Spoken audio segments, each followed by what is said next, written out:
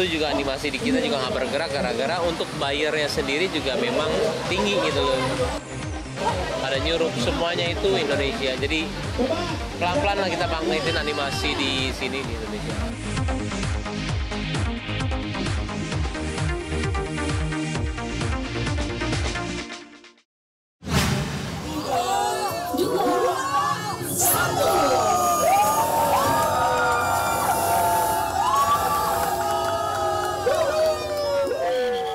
Pengen dirayain karena mudah-mudahan 1 April ini benar-benar ya ada 2 ya, ada sate marangi sama ini ya Kiano Lalala, mudah-mudahan jadi apa ya, ingat terus hari ini. Makanya kita grand launching ini nyenengin anak supaya ya kalau kita apalagi kecuali anak ya nyenengin lebih ke arah situ sih. Jadi seminggu ini tuh kemungkinan ada 3 episode karena kita minggu pertama ini pengennya banyak, setelah minggu kedua tuh karena ini animasinya susah, seminggu 2 kali, satu itu 3D, satu itu 2D. Jadi itu kita seminggu 2 kali aja itu lumayan kan, dengan kualitas seperti itu ya lumayan susah untuk ngejarnya. Tapi karena kita udah komit dan juga orangnya juga banyak, back end-nya bisa. Tapi minggu pertama kemungkinan 3. Keren banget, bangga dong. Maksudnya akhirnya kan setelah emang cita-cita Mas Bem dulu, jadi emang bener-bener akhirnya terwujud. Puas, bagus banget sih. Karena aku udah di preview dari lama sih ya.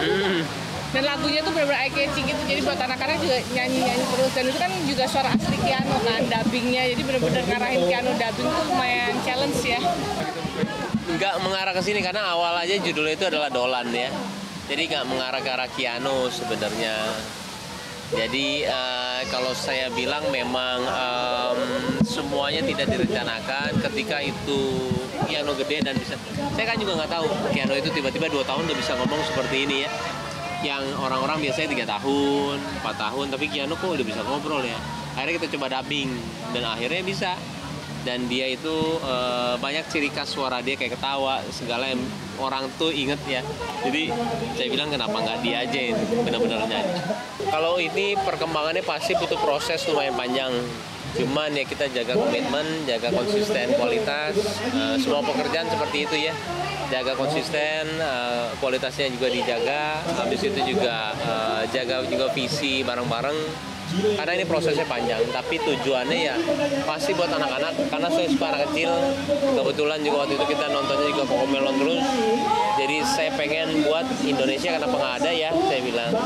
Pasti masalahnya memang balik lagi ke apa ya, memang buat animasi itu nggak murah kok gitu loh. Tapi ketika kita tahu tujuannya dan kalau berhasil bisa, ya kenapa enggak. Jadi yang saya lihat sih Indonesia ya kurangnya untuk digital anak-anak. Masih ke arah Upin Ipin, masih ke arah Boboiboy, kok Malaysia semua ya, saya bilang Cocomelon. Kenapa kita nggak bikin gitu loh. Ada Didi Malaysia juga, jadi kenapa kita nggak bikin gitu loh. Kenapa sih, saya nanya dulu kenapanya sebenarnya, kenapa sih. Akhirnya setelah saya menelusuri, satu juga animasi di kita juga nggak bergerak gara-gara untuk bayarnya sendiri juga memang tinggi gitu loh. Akhirnya saya buat perusahaan sendiri ya, saya buat, dan perlahan-lahan ya kita ada Satria Dewa, ada Pandawa, ada Kiano Lalala, ada Nyurup, semuanya itu Indonesia. Jadi pelan-pelan lah kita bangkitin animasi di sini di Indonesia.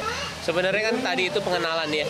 Kalau kalian dengar itu supaya kita ada cerita kesananya. Karena setelah ini tuh sama ya, kita ngebangun lagu Indonesia lagi semuanya. Cuman kadang-kadang juga saya juga mau bilang sih, terkadang kalau kita mau bikin, mereka copyrightnya itu lumayan agak tega sih. Kalau misalkan ini ya, gimana kita mau bangun musik Indonesia kalau memang kita mau buat aja sudah terlalu banyak, bukan copyrightnya mahal banget. Nah, sedangkan kita kan mau ngebangun musiknya dia ya, para pencipta lagunya.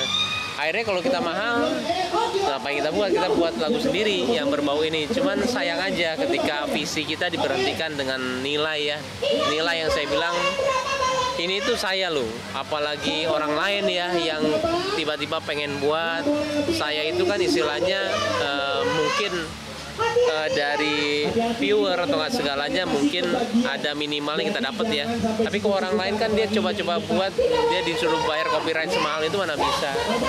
Terkadang itu sih saya menyayangkannya, karena saya memang ingin memajukan ya musik lagu anak-anak di Indonesia sih. Saya lebaran, puasa, akhirnya bikin lagu sendiri. Yang tadi aja lagu sendiri. Yang kedua, tiga sebenarnya lagu anak-anak. Tapi kita udah dapat copyrightnya, cuman yang lainnya saya nggak bisa bilang apa. Lagunya tinggi banget harganya. Kita sampai bingung, hah? Berarti yang kemarin-kemarin bikin yang di YouTube tuh belinya segini, saya bilang mahal banget. Sampai saya udah ngedeal juga, maksudnya kita udah menjelaskan juga kenapa kita buat ini. Malah kita buat ini tuh udah mengeluarkan nggak sedikit. Kita maksudnya visinya diperjelas supaya anak-anak sekarang, karena sudah berbau ke barat-baratan semua, saya bilang nggak bagus kesananya. Indonesianya tuh benar-benar hilang, dan Indonesia lagunya bagus-bagus kok anak kecil, saya bilang. Tapi merekanya terkadang, mudah-mudahan sih sekarang ya dengan adanya saya ngomong seperti ini, jangan dibatasi gitu loh dengan copyright yang lumayan mahal ya.